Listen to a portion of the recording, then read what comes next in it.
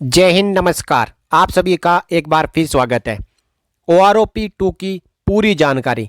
इससे पहले जो हमने वीडियो बनाया था उसमें मैंने कहा था कि इस वीडियो में मैं आपको ब्रीफ में जानकारी दे रहा हूं, लेकिन OROP 2 का जो पॉलिसी लेटर आया है 20 जनवरी 2023 को, उसमें हर एक पॉइंट की जानकारी मैं आपको इस वीडियो में बहुत ही सिंपल तरीके से समझाऊंगा, जिसमें हम कवर करेंगे सबसे पहले इम्प्लीमेंटेशन, उसके बाद फिक्सेशन, फिर एप्लीकेबिलिटी यानी किसके लिए एप्लीकेबल है, उसके बाद हम जानेंगे कि प्री मैच्योर रिटायरीज के लिए एप्लीकेबल क्यों नहीं है, क्या कारण है, और जो फिक्सेशन किया जा रहा है उसका आधार क्या है। स्पर्श पेंशनर्स जिनका स्पर्श में माइग्रेशन हो चुका है उनके लिए OROP 2 का एरियर और पेंशन कैसे मिलेगी, और जिनका माइग्रेशन नहीं हुआ है उनको कैसे मिलेगी। इसके अलावा भी कुछ एक पेंशनर्स है तो उनके लिए क्या तरीका रहेगा, और जिनकी उम्र 80 साल से ज़्यादा हो चुकी है और उनको जो 20% एडिशनल पेंशन मिलनी है वो कैसे मिलेगी, और कुछ एक सेपरेट एलिमेंट होते हैं तो उनका पेमेंट किस तरीके से होगा। इसी के साथ हम जानेंगे जो मिसलेनियस इंस्ट्रक्शन क्या है। तो आइए इस वीडियो को डिटेल में कंप्लीट OROP 2 की जानकारी को जानने के लिए आप अंत तक जरूर देख लें। हर एक चीज को मैंने इस वीडियो में कवर किया है आपके लिए।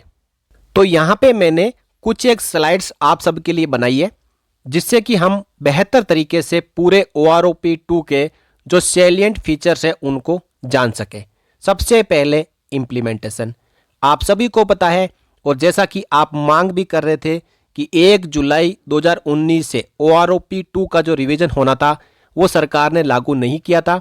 आखिरकार 20 जनवरी 2023 को इसका नोटिफिकेशन आ चुका है, तो इम्प्लीमेंटेशन डेट 1 जुलाई 2019 है। अब ये किसके लिए एप्लीकेबल है? जो भी पेंशनर्स 1 जुलाई 2019 से पहले यानी 30 जून 2019 तक रिटायरमेंट आए हैं उनके लिए OROP 2 लागू है, और कुल मिला के इसके अंदर 121 टेबल्स है वो जारी की गई है। अब हम जाने एप्लीकेबल फॉर यानी कौन कौन से पेंशनर्स है। क्या डिसेबिलिटी पेंशनर्स शामिल नहीं है, क्या इनवैलिड पेंशनर्स शामिल नहीं है, तो आपका मैं पूरा डाउट यहाँ पे क्लियर कर दूंगा कि ये सर्विस पेंशनर्स के लिए तो लागू है ही, इसके साथ साथ special disability, invalid, liberalised disability, war injury pensioners, साथ ही साथ जो retired oblique disability oblique war injury element, साथ ही ordinary, special, liberalised family pensioners and commissioned officers, honorary commissioned officers, JCOs oblique OR and non combatant of army, navy, air force and defence security corps, इन सब के लिए OROP 2 लागू है। इसके साथ टेरिटोरियल आर्मी के retired, discharge, invalidated out from service oblique died in service और आफ्टर रिटायरमेंट, इनके लिए भी OROP 2 लागू है। अब इसका जो फिक्सेशन किया गया है उसको आप सही तरीके से यहां पे समझें। The existing pension of all pre 1 July 19 except pensioners retired on और after 1 July 2014 on PMR oblique own request pensioners oblique family pensioners shall be enhanced as per table, यानी 30 जून 2019 तक जो भी रिटायरमेंट आए हुए हैं वो सभी OROP 2 में शामिल है। लेकिन इसके अंदर 1 जुलाई 14 के बाद में जो PMR और ओवन रिक्वेस्ट के ऊपर पेंशनर पेंशन आए हैं, इसी के साथ साथ जो फैमिली पेंशनर्स है उनको OROP 2 का लाभ नहीं मिलेगा। The rate of pension of pensioners oblique family pensioners drawing more than the revised rate of pension oblique family pension shall remain unchanged, यानी जो भी पेंशन ऑब्लिक पारिवारिक पेंशन की संशोधित दर से अधिक आहरित करने वाले पेंशनरों और पारिवारिक पेंशनरों की पेंशन की दर अपरिवर्तित रहेगी। जो भी फिक्सेशन होगा मिनिमम और मैक्सिमम निकालने के बाद, उससे यदि ज़्यादा कोई पेंशन ले रहा है तो उसकी पेंशन में कोई भी बदलाव नहीं होगा। अब हम यदि बात करें एप्लीकेबिलिटी यानी किस किस के लिए लागू है, तो applicable for all pensioners oblique family pensioners who retired oblique discharge oblique invalidated out from service oblique died in service और after retirement in the rank of commission officers, honorary commission officers, जेसीओज oblique OR and non combatants. यानी इन सब के लिए OROP2 लागू है, लेकिन प्री मेच्योर रिटायरीज के लिए लागू नहीं है। तो इसके अब साथियों ये तो कह दिया कि प्री मेच्योर रिटायरीज के लिए OROP लागू नहीं है, तो पेंशन टेबल उनके लिए जारी क्यों नहीं की जा रही है, इसका कारण इसी पॉलिसी लेटर में बताया गया है। वो कारण क्या है?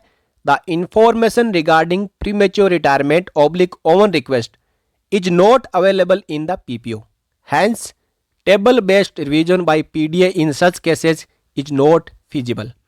यानी PPO में प्रीमेच्योर रिटायरीज और ओवन रिक्वेस्ट जितने भी पेंशनर्स पेंशन आए हैं उनके संबंध में जानकारी उपलब्ध नहीं है, इसलिए ऐसे मामलों में PDA द्वारा तालिका आधारित संशोधन संभव नहीं है। यह बड़ा कारण बताया गया है इस पॉलिसी लेटर में कि PMR रिटायरीज के लिए जो OROP2 की टेबल क्यों नहीं जारी की जा रही है। अब जो OROP2 की पेंशन फिक्स की जा रही है तो उसका बेस क्या है? The basis for implementation, therefore it is decided that the pension of all pensioners retired oblique discharged on or after 1st July 14 and before 1st July 19 will be implemented through corrigendum PPO। यानी PPO के अंदर पूरी जानकारी ना होने की वजह से जो पेंशनर्स है उनकी पेंशन को कोरिजेंडम PPO के जरिए OROP2 में रिवाइज किया जाएगा। नेक्स्ट है रिवीजन ऑफ स्पर्श माइग्रेटेड पेंशनर्स, जिनकी पेंशन का माइग्रेशन स्पर्श में हो चुका है। Revision of pension of migrated pensioners oblique family pensioners will be done through स्पर्श एप्लीकेशन ओनली। तो इन सभी का जो माइग्रेशन है जिनका स्पर्श में हो चुका है उनकी OROP2 पेंशन रिवीजन का पूरा जो फिक्सेशन और रिवीजन है वो स्पर्श एप्लीकेशन के जरिए ही किया जाएगा। लेकिन जिनका माइग्रेशन नहीं हुआ है उनके लिए the corrigendum PPO in all cases of non migrated pensioners retired oblique discharge on और after 1st July 14 and before 1st July 19 will be issued by pension sanctioning authorities in all affected cases suo motu. यानी 1 जुलाई 14 को या उसके बाद और 1 July 19 से पहले जो गैर माइग्रेटेड पेंशन भोगी यानी नॉन माइग्रेटेड पेंशनर्स है उनके सेवानिवृत्त और सेवा मुक्त होने के मामले में कोरिजेंडम PPO पेंशन स्वीकृति प्राधिकरण द्वारा प्रभावित मामलों में स्व प्रेरणा से जारी किया जाएगा। अब बात आती है कि एक तो माइग्रेटेड पेंशनर्स उनके लिए स्पर्श एप्लीकेशन के जरिए ही जो PPO है वो जारी किया जाएगा, और दूसरा जो नॉन माइग्रेटेड पेंशनर्स है उनका PDA द्वारा कोरिजेंडम PPO जारी किया जाएगा। इसके अलावा जो सभी केसेज है in all other cases this revision will be implemented based on the pension tables as appended with this order. यानी जो 20 जनवरी 23 को ऑर्डर जारी हुआ है OROP2 का उनमें दी गई पेंशन टेबल्स के मुताबिक बाकी सभी केसेस का रिवीजन किया जाएगा। अब बात आती है average of pension for fixation, यानी OROP2 में जो पेंशन फिक्सेशन का आधार लिया गया है। The OROP2 is fixed on average of minimum and maximum rate of pension for a rank and a qualifying service of live date of 2018 retirees.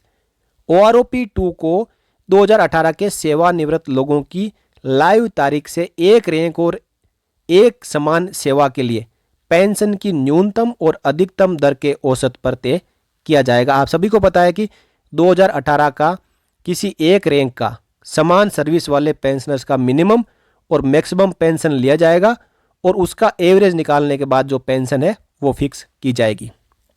Where the revise pension as on 1st July 19 worked out in terms OROP2 happens to be less than the existing pension oblique family pension as on 1st July 19 the pension shall not be revised to the disadvantage of the pensioners oblique family pensioners. इसका मतलब होता है कि जहां 1 जुलाई 2019 को जो संशोधित pension OROP2 के अनुसार गणना की गई है 1 जुलाई 19 को मौजूदा पेंशन ऑब्लिक पारिवारिक पेंशन से कम है तो पेंशन भोगियों या पारिवारिक पेंशन भोगियों के नुकसान के लिए पेंशन को कम नहीं किया जाएगा। यानी जो भी आपकी एवरेज निकालने के बाद पेंशन फिक्स होगी, यदि आपकी पेंशन उस फिक्सेशन से ज़्यादा है तो आपकी पेंशन को कम नहीं किया जाएगा, आपकी पेंशन को प्रोटेक्ट किया जाएगा। अब बात आती है कि एडिशनल पेंशन 80 साल यदि किसी की कंप्लीट हो जाती है तो उनके लिए OROP 2 में क्या प्रावधान है।